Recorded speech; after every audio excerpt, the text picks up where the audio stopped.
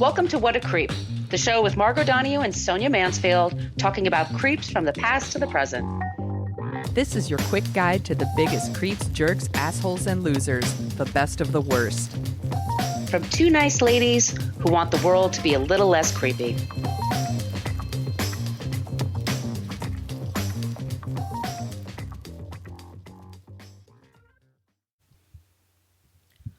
Welcome back to What a Creep. This is Margot Donahue and my cohort in creepitude, as always, Miss Sonia Mansfield. Hey, Sonia. Hello, my friend. Hello, my friend. So we're going to have a new president in about a week. How excited are you? So excited. It's like Christmas all over again. It's going to happen. It's going to happen, you guys. But this week we're going to talk about a tech creep because it just happened that way, even though people are calling tech people creeps this week for odd reasons. Total coincidence. It's a total coincidence, you guys. Trust us. It doesn't always happen that way. But you can follow us on Facebook at What a Creep Podcast. Honestly, the Facebook page probably you shouldn't even engage with because that's mostly the place where people go to complain about our swearing. We use salty language in this show and we curse kind of a lot. Yeah. So especially me. I'm sorry, everyone. I'm not really. Don't be sorry. Sorry, but I do swear a lot. I'm not sorry. Fuck it. I swear a lot. But we do have a private Facebook group. That's where we go to interact the most. Just ask to join the What a Creep podcast group. And if you don't look like you're somebody that would storm the Capitol building, we will probably let you in. Don't have fun storming the castle. No. On Twitter, we are at CreepPod because somebody had What a Creep for 10 years and never used it. Creep! We're on Instagram at What a Creep Podcast, and we have an old-timey email, whatacreeppodcast@gmail.com. That's where you can send comments and suggestions and ideas for us. We do love to get ideas. Doesn't mean we get to everything, but we do love to hear your ideas. No, we do. We love your ideas, and if you have ideas for the show that you think would make it better, like I think somebody emailed us and said, hey, could you put a trigger warning? Yeah. That's super useful. We love feedback like that. Thank you. Thank you very much. We don't like feedback calling us dopey broads, but it also makes us laugh hysterically, which is something we got this week. We just eat that up. Yum, yum, yum, yum, yum. It just makes us stronger. Yes. Please listen to our other podcast, Two Dopey Broads. We have a website, whatacreeppodcast.com, and that's where you can also find our store. You can get merch, and you can find out all the details about Sonia and I, how to reach out to us, all that good stuff. And also, we have a Patreon page. And Sonia, a lot of people are signing up for Patreon because we put out bonus episodes there, bonus content. I want to thank Millie, Grace, Kenesha, Colleen, Nikki, Patty, Claire, Sean, and Gemma. Guys, thank you so much for joining the Patreon page. Oh my gosh, that's so many. That's awesome. Yeah. I had a great story in there about Roy Dupuis, who's a Canadian actor. Oh, you got our Facebook group all worried. Everyone thought we were talking about what a creepy is. He's not the creep. Nope. Don't worry. Yeah, don't worry. It's fine. Yeah. And also I want to thank people that left 5-star reviews for us on iTunes. Kimber-tastic, Postmodern Lorena, and Farah Farrow. Guys, thank you so much. That really brightens our day. And that's a great place also to leave suggestions for creeps and non-creeps. We do like your suggestions for non-creeps because sometimes that's the really tough thing to come up with. Like I had this week, I had a tough time finding somebody. So anyway, I think I've gone through everything. Sonia, am I missing anything? No, I think that's it. Okay. Well, Sonia, you ready to hear about a creep? I really am. So tell us who we're talking about this week. I'm so sorry. I keep talking over you. I'm very caffeinated, y'all. So please forgive me. Or don't. Whatever. It's fine. We are going to talk about John McAfee. Do you know who that is? Is McAfee that software that prevents viruses on your computer? This is correct. You are so smart. It is probably on your computer right now. I am so smart. Instead of talking SMRT. SMRT. God, I must say that once a day. One of my favorite Simpsons quotes. Instead of talking about COVID-19, I thought we'd talk about a different kind of virus. So this is the creator of an antivirus software, John McAfee. He calls himself the god of computer security. He called himself that, by the way. That's his own title. His software is the McAfee antivirus software. It's probably installed on your computer right now. You don't need a special software to know he's a total creep. So sources for this episode, the New York Times, ABC News, Vice, Wired, Esifist, which is a local site here in San Francisco, but I think there's regional versions too, like Gothamist. Do you know Yes. Gothamist? That would be the New York one. Anyway, it was on Esifist that kind of tipped me off that this guy was a creep. So big shout out to Esifist. Business Insider, The Verge, Daily Beast. There's an ABC 2020 interview that's bananas. Your own Twitter account, there's Wikipedia, and there's a documentary called Gringo, The Dangerous Life of John McAfee. It is on Showtime. I do not have Showtime. I am a cheap bastard who didn't want to pay for Showtime, so I read everything I could about the documentary. But I didn't actually watch it, but I'm linking to it here. So if you have Showtime, you should watch it. Trigger warnings for this episode include sexual assault, drug use, murder, and scat sex. Do you know scat sex? Oh, God. Yes. Sorry, everyone. We're literally going to talk about shit. So are you ready? I think so. I'm a little scared. Okay, let's start at the beginning. That part will be really short, I promise everybody. I don't want to make anyone sick. So let's start at the beginning. John McAfee was born September 18th. That's my brother's birthday, but 1945, not my brother's birthday. He was in Cinderford in Gloucestershire. Is that how you pronounce it? Gloucester? United Kingdom. Gloucester? I No. think so. He was born on a U.S. Army base to an American father who was stationed there. He had a British mother, but he was raised in Salem, Virginia. That's where his father worked as a road surveyor and his mother worked as a bank teller. His father was an abusive alcoholic who would beat him and his mother.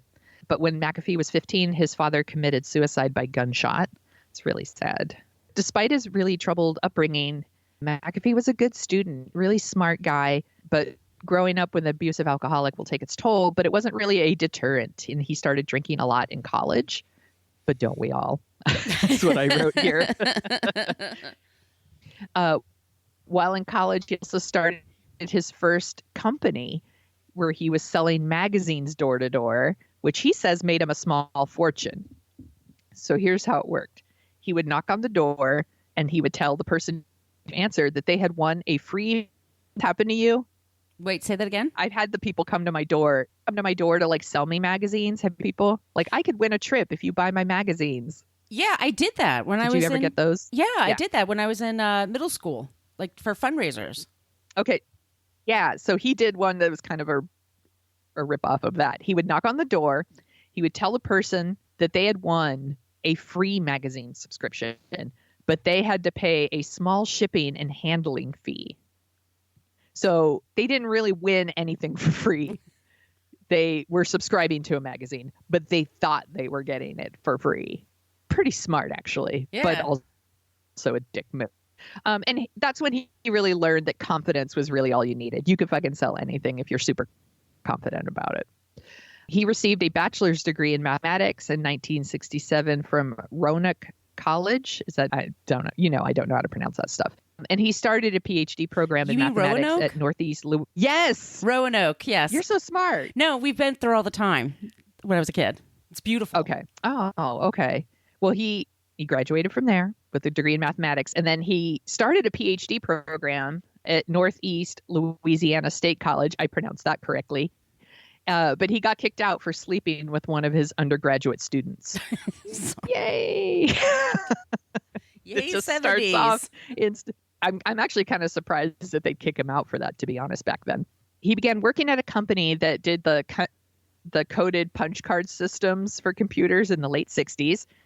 And that really taught him the basics of early computing. He was also arrested for buying marijuana, and his lawyer got him off without a conviction, but he lost that job because of that. He actually lost a few jobs because of his drinking and drug use, and you'll hear that here in a second. He took what he learned from that job, and he got himself a job at the Missouri Pacific Railroad. This sounds like my son's dream job, actually. He would use their computer. He used their fancy new IBM computer system. Didn't your dad work for IBM? Both of my parents did. Yeah. So he used to use their fancy new IBM computer system to set train schedules. Oh, that sounds like fun. I know. I'm like, my 9-year-old probably thinks that's like the coolest job he's ever heard. So while at Missouri Pacific Railroad is kind of when he started to get into even harder drugs. So most days he would go to work. He'd be tripping on LSD. This horrifies me that somebody's working on our trains Jesus. while they're on LSD. But there you go. The colors, So man. one day I know the colors of trains, man. They're not even on the rails. They're flying. Woo! Freedom rock, man. Turn it up. Turn it up. So one day he snorted a line of a psychedelic known as DMT. Do you know what that is? I don't know what DMT is, No. but apparently it's a psychedelic drug. And he felt nothing, so he just went through the whole bag. What could go wrong? What went wrong was he freaked out. He ran outside, and then he spent most of the day hiding behind a trash can in downtown St. Louis. He was hearing voices, and he would yell at anybody who would look at him. He didn't want anyone to look at him. He never went back to the Missouri Pacific Railroad office. I'm pretty sure they didn't want him back. I'm sure that feeling was very mutual. After that, McAfee moved to Silicon Valley. And like I said, obviously super smart, acted like a damn weirdo, clearly suffered from drug and alcohol addictions. He landed job after job at well-respected Computer Science Corporation and worked for NASA's Institute for Space Studies. Wow. Smart dude. Yeah. You're breaking up just a little bit. Hold this closer. I can't fix the internet connection, but his addictions were out of control. When he got too high, he would take a Quaalude. If he started to fall asleep at his desk, he would take some Coke, snort some Coke, do the Coke. He would do the Coke. A couple of druggies that we are. We're so good at this. Yeah, right. I know all the lingo. Hello, fellow kids. I also like to do the Coke. Sir, I would like a bump. Sure. By the way, in the early 2000s, I went to a party here in San Francisco, and people were doing cocaine at the party, and I was like, people still do cocaine. Yeah, Sonia, people still do cocaine. Oh, I'm a swear. So yes, he would do the Coke, and then he would drink scotch starting in the afternoon to kind of even it all out. He sold drugs to his coworkers too. He was, super good boss, right? In the middle of all this, he somehow was able to find a woman who would marry him, but she left him. She ran out of Coke? So, because she ran out of Coke. He gave it all to his coworkers. He gave away his dog. And he lost his job. And I was like, oh my God, that's like the worst shitty like country music song I've ever heard. I lost my wife. I gave away my dog. I lost my job. Where's my bump? Oh, poor John. Yeah, I need a bump. It was thanks to the cocaine. He was spending all of his time in his house with no friends, doing drugs alone for days on end, and wondering whether he should kill himself just like his father had. Ugh. But instead, he saw a therapist. Good idea. Good idea. By the way. We support that. Please do that. And that therapist recommended AA, and that's when he got sober. Now, he argues that he has been sober ever since. Please remember that when I start listing all the crazy fucked up shit he's done, he will still argue that he's sober. Either he's still doing stuff or he's legit has mental problems, which he might. So in the 1980s, John McAfee worked for at the time, computers were still relatively new. Like a lot of people didn't have computers in their homes at that time. It was not a thing. For our younger listeners, there was a time when people didn't have computers in their homes, or your computer was your Atari or your one Activision or ColecoVision, all of your gaming system, your Pong, Coleco. I think my husband had Coleco. I think we did. Of course you did, you dork. You dork. No, all that stuff is super fun. But a lot of people didn't have computers. So in 1986, there was a big computer virus that mainly impacted companies because, like I said, a lot of people didn't have personal computers. And he came up with this idea. He developed his own software to fight off computer viruses. So that's the McAfee antivirus software. Like I said, it's super huge. It's probably on your computer right now. He is not the owner of that anymore. Just we're going to get there. So his virus takes off. Like every company wants it. By the end of the 80s, his company is doing insanely well. It's making like $5 million a year, which seems downright adorable now, but was really big money in the 80s. And like I said, some of the biggest companies in the world were using this software. In 1994, he resigned from the company. And then a couple of years later, he sold his stocks and he made $100 million, which once again doesn't. I think that's a lot of money, but to people who have a lot of money, they're like, oh, only $100 million? Oh, what a loser. Oh, my monocle just fell off. Okay. And for a while after that, he kept a pretty low profile. He was doing well, it seemed. He was like, he mentored a lot of like young startup companies, giving them advice. He lectured at Stanford Graduate School of Business. He was working on projects of his own. And he worked on these 2 like social network projects, and they both have terribly inappropriate names. So one is called Powwow and the other one is Tribal Voice. Like, and they had these like Native American themed thing. It's very cringy. They're actually a little ahead of their time. They're kind of like chat softwares, but they didn't take off. Nice try. Also, maybe don't call them that. In the 2000s, he actually started a yoga institute near his 10,000 square foot mansion in the Colorado Rockies. And he wrote 4 books about spirituality and by all accounts was a respectable citizen. He donated computers to schools.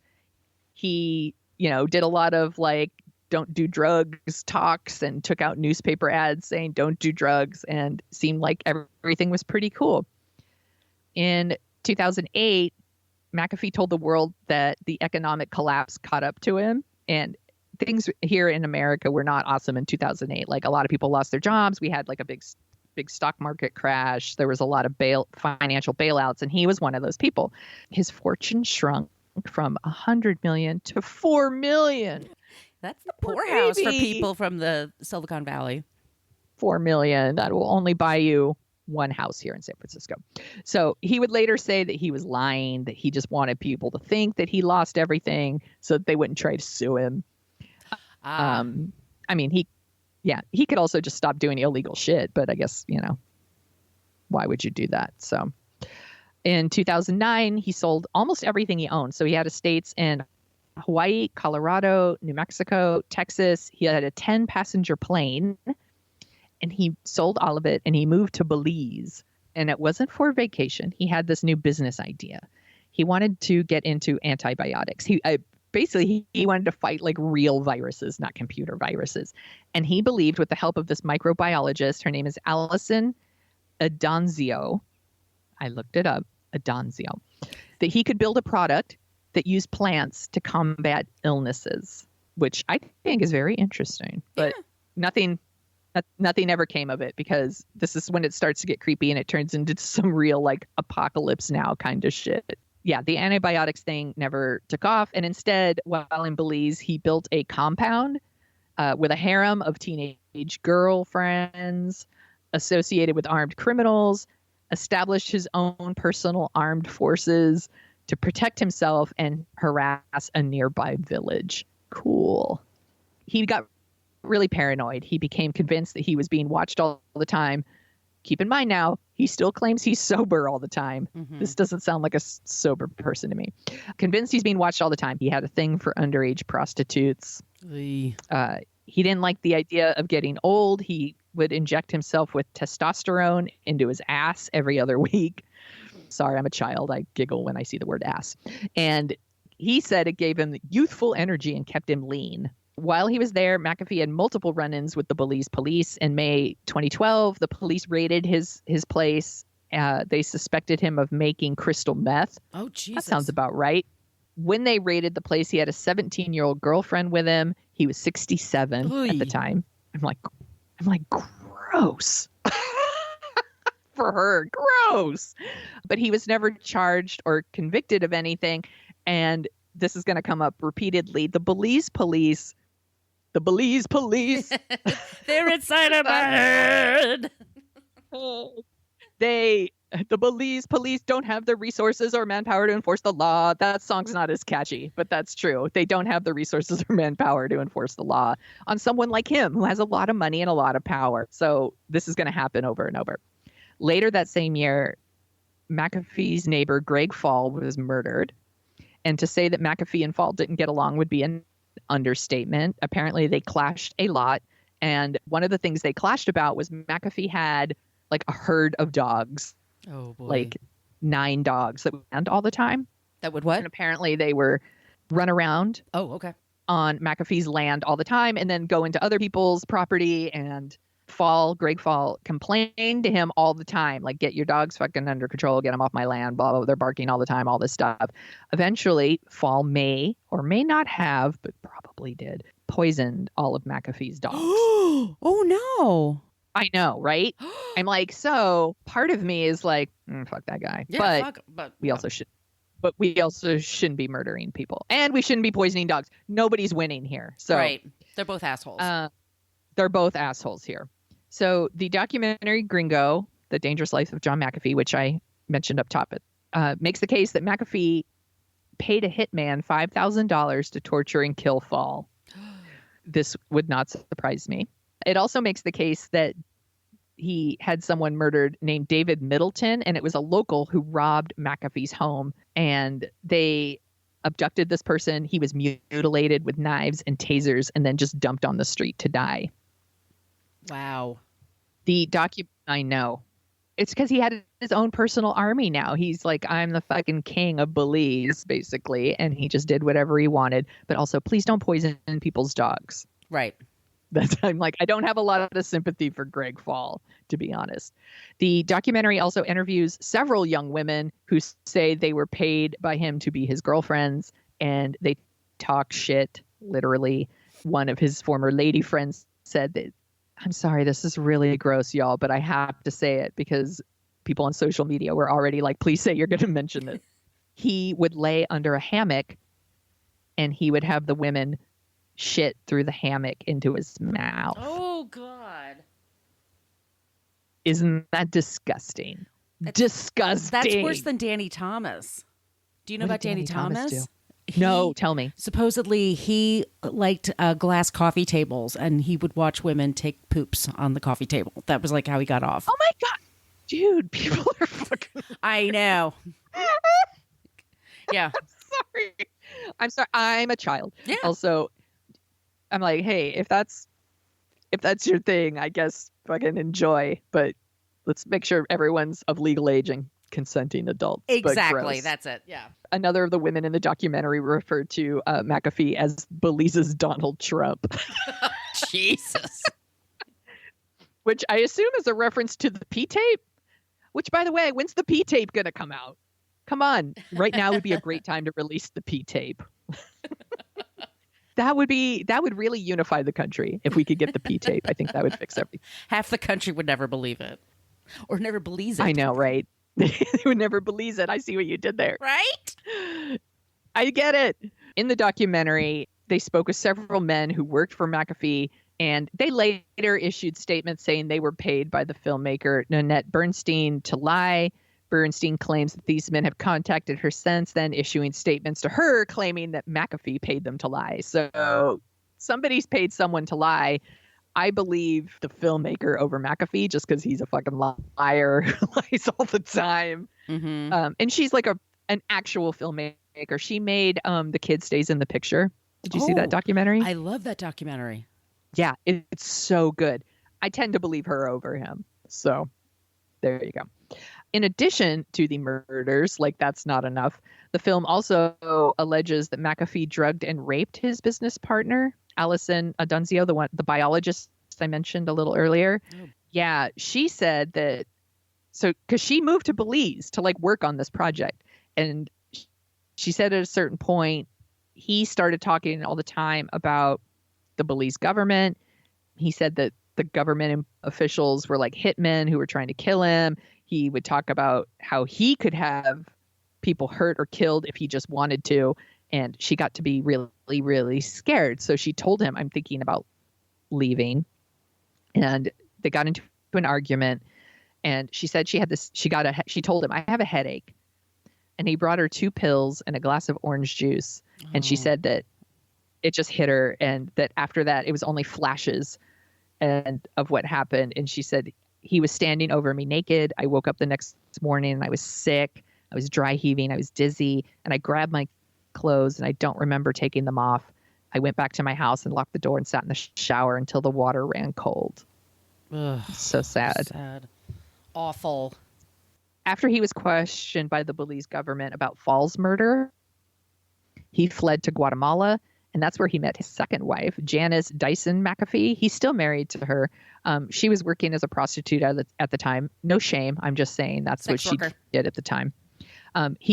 Sex worker. Sorry. Thank you. I am so sorry. I mean sex worker. And I'm not. That was her job. Yeah. At the time, he was 68 and she was 31. And I was like, 31? She's practically a granny. Can't believe it. That's a little old for him. Shortly after he got to Guatemala, he was arrested because 2 reporters from Vice were there, and he talked to them, and they posted pictures of McAfee on the internet, and they still had the GPS coordinates attached to them. Oh my God. Where I think they recently caught someone else like that too. Who was the reporters? I don't remember, so I'm just going to move on. While detained in Guatemala, McAfee suffered a series of heart issues. He said he had First, he said he had a heart attack. Later, he said he faked a heart attack to buy his lawyer more time, because he just lies all the time.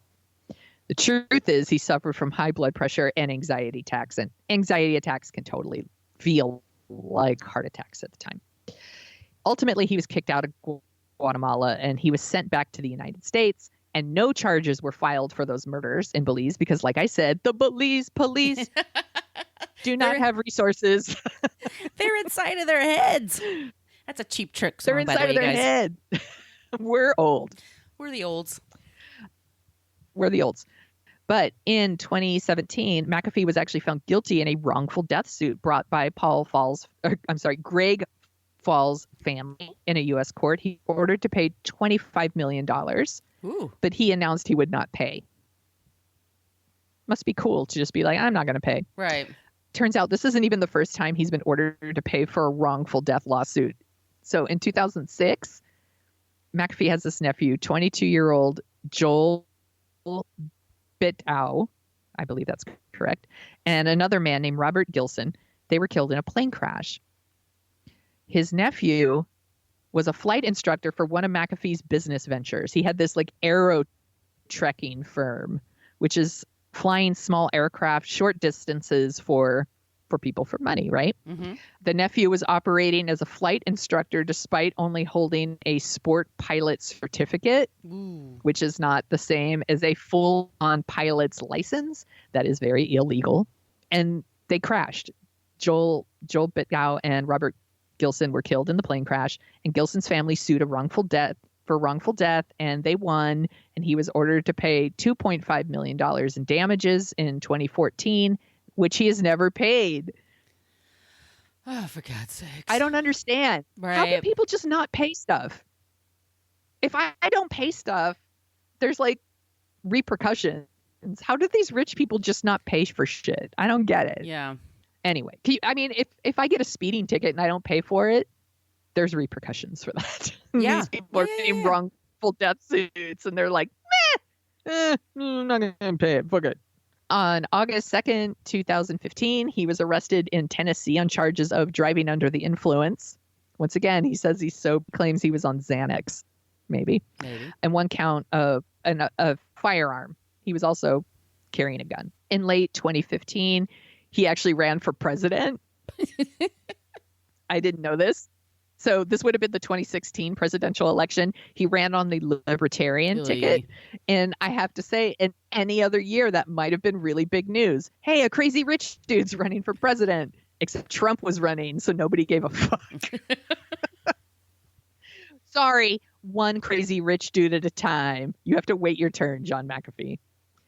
In 2019, he tried going to the Dominican Republic, but he was denied entry because he had a stockpile of illegal weapons on his yacht. Oh, don't you hate when that happens?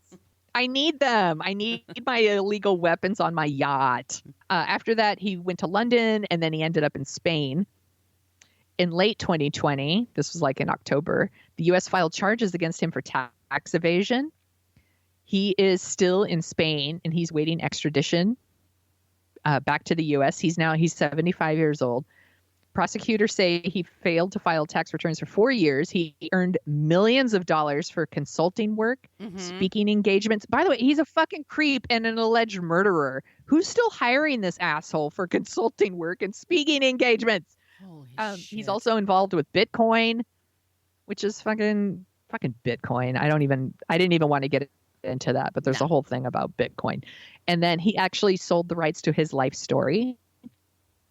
So I became very interested in that. Who's going to direct that? So I looked it up. His life story is being adapted by the screenwriters Scott Alexander and Larry Karwoski, and it's tentatively titled King of the Jungle. And these guys are really great screenwriters. I'm probably fucking up their names, and you're like, I don't know who that is. They wrote Ed Wood, The People versus Larry Flint, The People versus OJ. Like, this is their holy shit. thing. They take like people's real stories and make them into these really great movies and TV shows. They've done really, really awesome stuff. So, and I'm not saying like this won't be good. The dude is clearly a fucking kook, and there's an interesting story to be told here. I kind of wish he hadn't sold his story just because I don't want him to get money for it, but right. What are you going to do? So I love this though. At various points, Johnny Depp has been attached to it. And I was like, of course Johnny Depp's attached to it. He was practically born to play this fucking asshole. But also other people include Michael Keaton. And I'm like, Michael Keaton would be really, really good in this part. And not because he's a creep, just because I think Michael Keaton's really rad. And apparently Seth Rogen was reportedly interested. And I was like, that one I'm less interested in. I like Seth Rogen, but does he not know about the scatting? I do. That's why he wants to do it. I don't know. No, Seth Rogen is cool. I'm not shitting on Seth Rogen literally. Or figuratively. Yeah, exactly. In November 2019, Zac Efron was reported to be starring in the film. And it's directed by the same people who did Crazy Stupid Love. Did you see that? No. It's like Ryan Gosling, Emma Stone, and Steve Carell. It's fine. The movie's fine. Anyway, Zac Efron. I'm like, he might be good. He might be fine. So here's a couple of just other rando creepy things I found out about him. On August 11th in 2020, McAfee made up the story about how he was arrested in Norway during the COVID-19 pandemic because he was wearing he was wearing a lace thong as a mask. Oh, for God's sakes. Like, I know. I'm like, what a fucking asshole. He was saying, I'm trying to enter the country and I'm wearing my mask, right? And it's a lace thong. I'm like, fuck off. And he posted a picture of him with like a black eye and saying that the cops beat him up and all this stuff. None of this happened. It was later revealed that he was detained in Germany. He was never arrested. Like, the bruised eye is not from any of this. He's just a fucking liar. He just lies about shit all the time. Oh my God. He has also stated on Twitter that he has 47 biological children. I'm like, okay. Yeah, sure. You say sure, so. Jan. Sure, Jan. And that's our creep, John McAfee. He's quite a creep there. That reminds me of Morton Downey Jr. Do you remember him? He was this talk show host in the 80s. Yes. And he was one of the original assholes on TV. He predated Fox, but he was conservative and a lunatic and a kook. Yes. And his ratings were going down. And so he was in Sacramento, I believe, in the Sacramento airport. And he claimed that he was beat up by a Nazi and that they shaved his head and they wrote the swastika on his face. But it was obvious that he drew the swastika on his face because it looks like somebody just did it in front of a mirror. That's right. I totally forgot about that. That's amazing. I mean, so stupid. Oh my God. Yeah. This guy sounds like a real fucking asshole. Michelle, to say you said underage prostitute. That's a child. Yes. I am sorry. Thank you. No. These are things that I need to. I need to catch myself when I'm writing things, because like I said, I list all the sources at the beginning, and I try not to use their language and write it in my language. And sometimes their language mingles with mine, and I apologize. Yes, when I talk about an underage prostitute, I am talking about a child. Yes. Thank you. Yeah. Okay, so I need to cleanse from this. I think I'm going to need to take a Silkwood shower. Oh my God. I'm totally going to take a shower after this. So fucking gross. So do you want to hear about an organization that is not filled with creeps? Yes, please. All right, let me take a sip of water and we'll do it.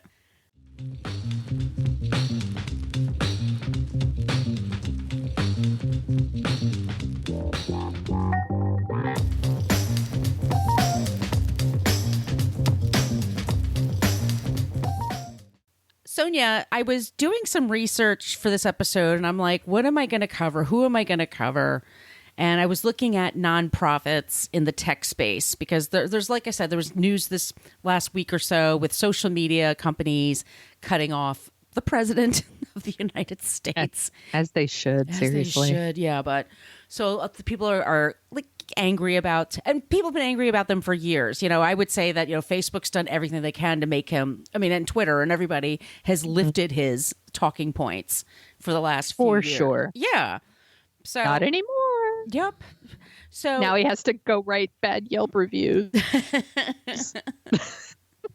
So there's an organization that's called NPower, and it's the letter N and then power, and it's npower.org is the website. You can read it for yourself. And in today's economy, over 50% of the jobs out there require tech and digital skills. And unfortunately in this country, if you are living in poverty, you don't get those skills. You're behind education-wise, you're behind skill-wise. And that number is just going to increase.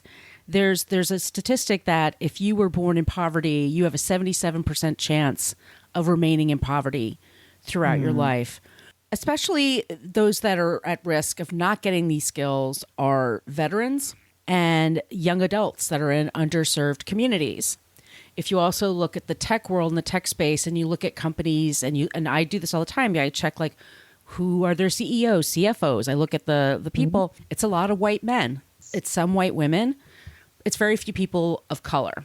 The job market is just going to get tougher and tougher for people.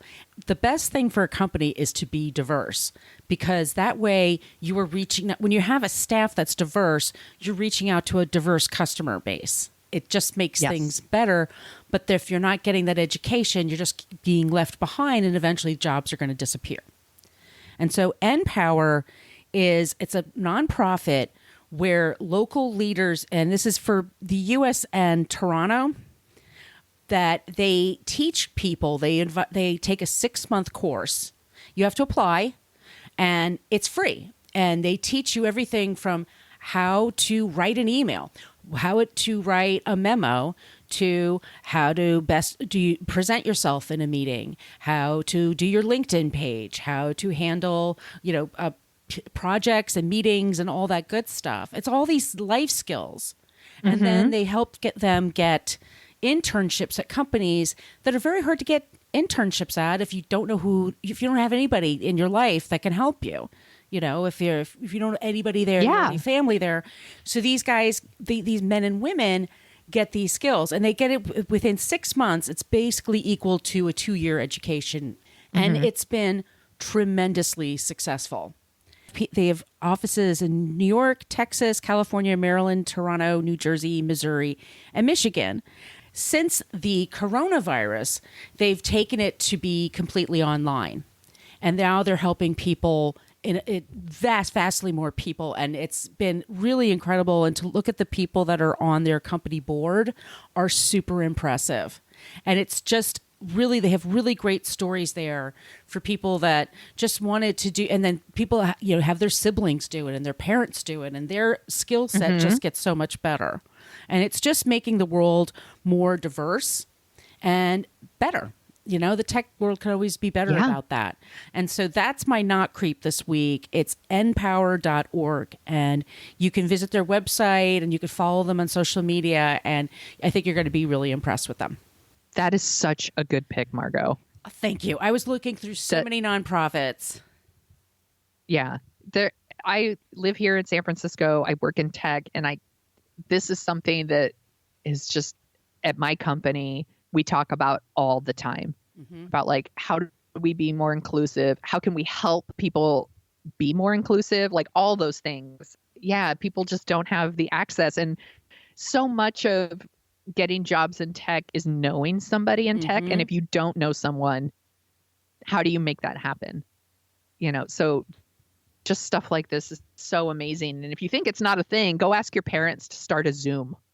Like it's because they grew up, because they're your parents probably don't know how to start a Zoom. And it's because they didn't have access to that sort of thing. Whereas younger people, this is like nothing to them. They do it all the time. But if you don't have access to computers, you don't speak the language. Right. And I have to say, like, part of what I do, my day job is like trying to stop make computers sound like computers and start make computers sound like a human being. We shouldn't have to learn how to speak computer. Computers need to learn how to speak like us. But I can't be everywhere, you guys. So we need programs like this. Well, yeah, if you've never had to send an email, like if maybe you've had phones, your life where you just texted people, you didn't really send, just to make things sound more professional just those kind of office skills, you don't learn them in college. And it's super helpful to know that thing. And like you said, if you don't know somebody at Facebook, you're not going to get a job at Facebook. You're just not. It's so much of it now. They get so many companies like Facebook, or a lot of companies. I'm singling out Facebook, but it's Google, it's anywhere. They depend so much on referrals at this point. So you need someone to refer you to even get past a screening process. So having programs like this that help people get their foot in the door is amazing. Just such a good pick. Thank you. You're smart. Oh, you're smart too. We're both smart. We are smart. SMRT. SMRT. I thought we were dopey broads. I'm confused. We are dopey queens. Let's be clear. We are two dopey queens.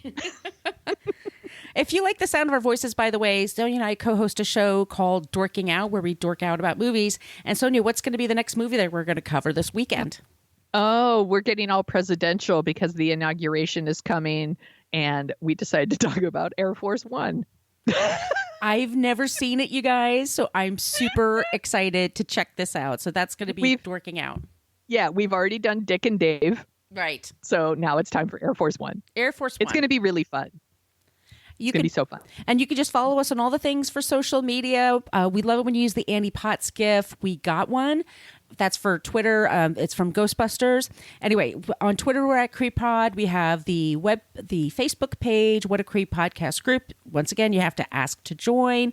If you don't look like a juggalo or a lunatic, we'll probably let you in. We are looking for comments and suggestions from you guys. So we don't always cover everything you guys want us to, but we really do try to accommodate everybody. And sometimes when you give a suggestion, we may say no, but then we figure out a way to figure it out. We'll get to your suggestions, maybe. You can send us an email, whatacreeppodcast@gmail.com. Just spell that out. Patreon, go to Patreon, look up What a Creep Podcast and get that extra content that you're looking for. And it just helps us to run the show. And we're really, really excited about what we're doing. We have a great website, whatacreeppodcast.com. And Sonia, where can they find you? You can find me at thesoniashow.com and The Sonia Show on Twitter and Instagram, where I post photos of beer and my pets. Where can people find you, Margot? You could find me at Brooklyn Fitchick, mostly for Twitter and Instagram. On Instagram, you can find a lot of pictures of my cats because I have the cutest cats in Brooklyn. You do. This is a fact. And my blog is brooklynfitchick.com. In the meantime, everybody, stay 6 feet apart, wash your hands, practice social distancing, and don't be a creep. Creep! Thank you for listening to us talk about creeps. You can follow us at What a Creep Podcast on Facebook, Twitter, and Instagram. But don't follow us too closely. You can email us your creepy stories at whatacreeppodcast@gmail.com. But please keep your dick pics to yourself.